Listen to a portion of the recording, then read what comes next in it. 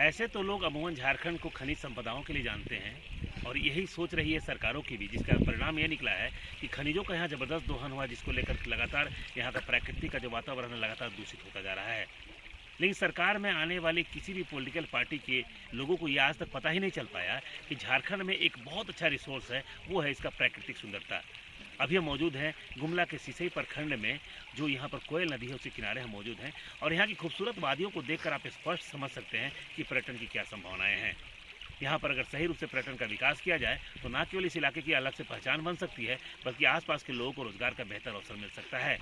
जिस तरह से यहाँ पर बाहर से आने वाले लोगों ने कहा कि निश्चित रूप से गोवा हो या मसूरी हो या अन्य ऐसे आकर्षक स्थल हैं जहाँ पर वो लोग जाकर अपने नए साल का एंजॉय करते हैं या फिर पुराने साल को विदाई देते हैं, उन स्थलों से बेहतर स्थल है ये।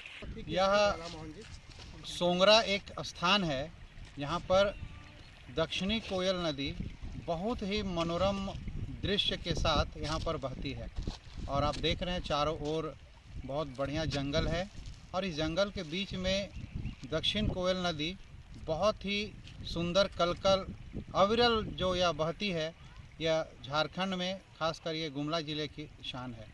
और इतना सुंदर अभी ये देखने को मिला कि सभी स्थानों को जो रास्ते से जोड़ा गया है और ये पहुंचने के लिए बड़ा सुगम है। ये घाघरा से भी नज़दीक पड़ता है और इधर मुरगू से भी नज़दीक पड़ता है।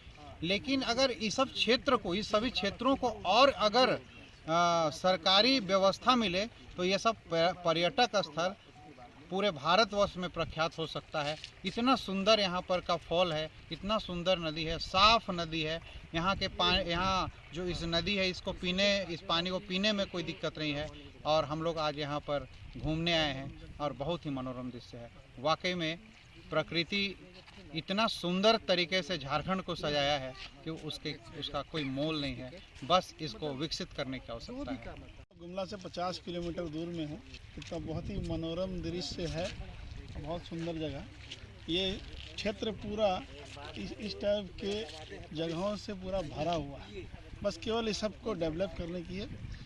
अभी नया साल का आगाज़ हो गया, हम लोग पिकनिक के मूड से आए हैं और ये सब जगह को पिकनिक स्पॉट में बहुत अच्छा से अगर प्रशासन चाहे, सरकार चाहे तो हो सकता है, विकसित किया जा सकता है। चलिए, अपने आप में एक, मैं जहाँ पे खड़ा हूँ ये एक अद्भुत ही पर्यटक स्थल के रूप में है और ये गुमला से 25 किलोमीटर या 30 किलोमीटर की दूरी पर नागफेनी है। वहाँ से मुरगू होते हुए सोगरा गांव से थोड़ा सा आगे यह पर्यटन स्थल है। अपने आप में यह एक बहुत ही अद्भुत, अविस्मरणीय, अकल्पनीय ऐसा यहाँ का दृश्य है जिसको देख के लगता है कि हाँ, वास्तव में जो हम लोग कहीं बाहर घूमने के लिए जाते हैं, जैसे मसूरी जाते हैं, गोवा जाते हैं या और भी अन्य स्थलों पे जाते हैं, लेकिन हमारे झारखंड में ही ऐसे ऐसे जगह मौजूद हैं जो लोगों की जानकारी नहीं होने के चलते लोग ऐसे जगहों पे पहुंच नहीं पाते हैं और यहाँ पे आके लोग जो बाहर जाके जो पैसे की लोग बर्बादी करते हैं, उससे बहुत ही बेहतर यह सब जगह है। बस लोगों को जानकारी होना चाहिए कि हाँ, हमारे झारखंड में भी ऐसे ऐसे जगह हैं जो अपने आप में बहुत ही अनूठा है। और ये पर्यटक स्थल अगर देखा जाए तो बहुत अच्छा है। अगर प्रशासन इसको थोड़ा सा ध्यान दिया जाए तो रोज़गार का बहुत बड़ा अवसर मिल सकता है इस जगह में। घूमने, घुमाने, मनोरम दृश्य अगर देखा जाए तो गोवा से ये कहीं कम नहीं है। बहता हुआ कोयल नदी, स्वच्छ पानी, पिकनिक फॉल, बहुत ही मनोरम है सर यहाँ पर। यानी सुविकसित करने से फ़ायदा होगा। अगर सुविकसित किया जाए तो रोज़गार से कमी नहीं हो पाएगा सर। बहुत लोगों को यहाँ पर रोज़गार मिल सकती है, क्योंकि यहाँ पर जितना भी जो खूबसूरती है वो पूरी तरह से नेचुरल है। पहाड़ों की खूबसूरती नज़ारे की बात करें या कलकल बहती नदियों की बात करें, दोनों की खूबसूरती अपने आप में लोगों को अनायास आकर्षित करती है।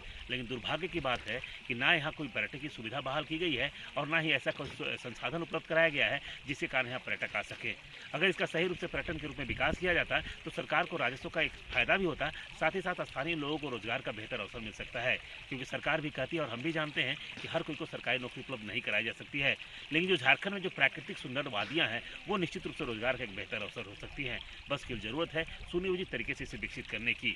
जो स्थानीय लोग हैं उनका भी स्पष्ट मानना है कि उनके पास रोजगार का कोई बेहतर विकल्प नहीं होने के कारण वो ईंट भट्ठों में काम करने के लिए चले जाते हैं। कई बार वो दूसरे राज्यों में जब जाते हैं तो वहाँ के जो पर्यटक स्थल हैं वहाँ पर उन्हें मजदूरी के रूप में काम करना पड़ता है, मजदूर के रूप में काम करना पड़ता है। उनका यह दर्द स्पष्ट बताता है कि अगर इन स्थलों को सही रूप से विकसित कर दिया जाए तो निश्चित रूप से यहाँ का स्थानीय लोगों का आर्थिक रूप से विकास हो पाएगा, उन्हें रोजगार का एक बेहतर अवसर मिल पाएगा और अपने गाँव घर में रहकर अपने प्राकृतिक सुंदर वादियों के बीच में जब वो काम करेंगे तो उनका दिल भी संतुष्टि देगा।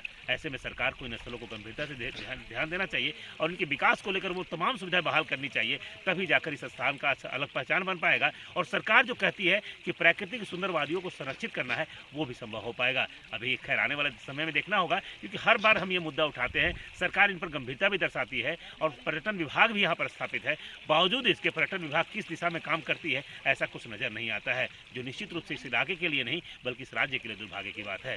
सुशील कुमार सिंह, गुमला।